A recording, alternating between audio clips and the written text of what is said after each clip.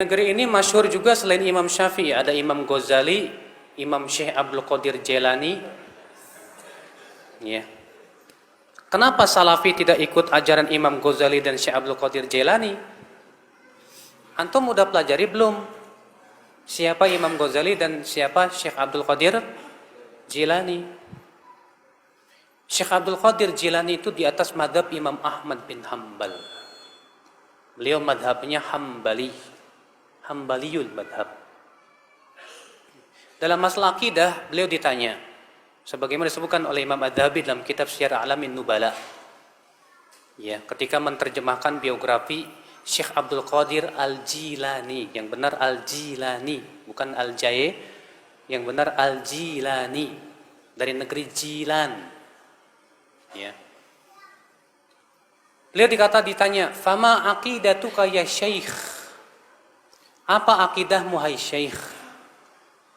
Faqala, maka beliau menjawab, "Aqidati aqidatus sahabah." Akidahku, aku ikut para sahabat. Kalau gitu antum ikut si para sahabat, jangan hanya sebatas Syekh Abdul Qadir Jilani. Saya punya bukunya yang ditulis oleh siapa, Imam Abdul Qadir Al-Jilani, judulnya Al-Gunyah.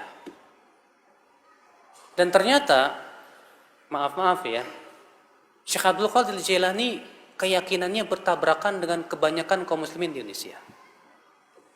Karena kaum muslimin Indonesia banyak menisbatkan kepada akidah Asy'ariyah. Sedangkan Syekh Abdul Qadir Jailani termasuk yang membantah akidah Asy'ariyah. Di mana dalam kitab Al-Gunyah beliau berkata begini, "Wa kana Allahu ala arsyihi istawa." Dan adalah Allah bersemayam di atas arasy-Nya. Wala yuqal kama taqulul asy'ariyah, dan tidak boleh dikatakan seperti yang diucapkan oleh kaum Asy'ariyah, bi annallaha fi kulli makan, bahwasanya Allah di setiap tempat. Jelas, kalau antum enggak percaya silahkan rujuk kitab Al-Gunyah tulisan Syekh Abdul Qadir Jilani. Tegas di situ beliau mengatakan begitu. Saya pernah, Pak, maaf saya di salah satu kiai di kampung saya, dia mengkafirkan saya. Hanya saya berkeyakinan bahwa Allah bersemayam di atas arsy. Kata dia, Ustadz Badrul Salam itu kafir. Masa dia mengatakan bahwa Allah bersemayam di atas arsy? Ya. Saya bilang, kalau gitu kenapa Bapak tidak mengkafirkan Syekh Abdul Qadir Jilani? Bapak mengagungkan Syekh Abdul Qadir Jilani. Oh, itu kutub. Ya, wali itu wali. Dalam dunia tasawuf, Syekh Abdul Qadir Jilani itu disebut dengan apa? Al-Ghauth, kutub, walinya para wali, sampai derajat yang paling tinggi, Pak. Sampai disebutkan dalam manaqib Syekh Abdul Qadir Jailani, katanya Syekh Abdul Qadir Jailani menempeleng malaikat maut, ya. Hebat.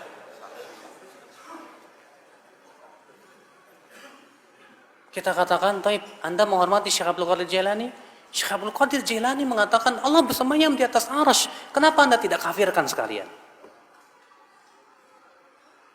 Inilah, ya akhi, memang kita harus membuka pemahaman kepada masyarakat siapa hakikatnya Syekh Abdul Qadir Jilani. Dan Syekh Abdul Qadir Jilani itu hidup setelah imam yang 4. Makanya disebut bahwa beliau di atas fikihnya dalam masalah madhab, beliau madhab Imam Ahmad bukan Syafi'i beliau, tapi Hambaliyul madhab. Ya. Imam Ghazali di akhir hayatnya beliau sibuk dengan membaca Sahih Bukhari. Dan ketika beliau wafat, beliau mengatakan, "Aku wafat di atas ini." Beliau meninggal dalam keadaan mempelajari Sahih Bukhari.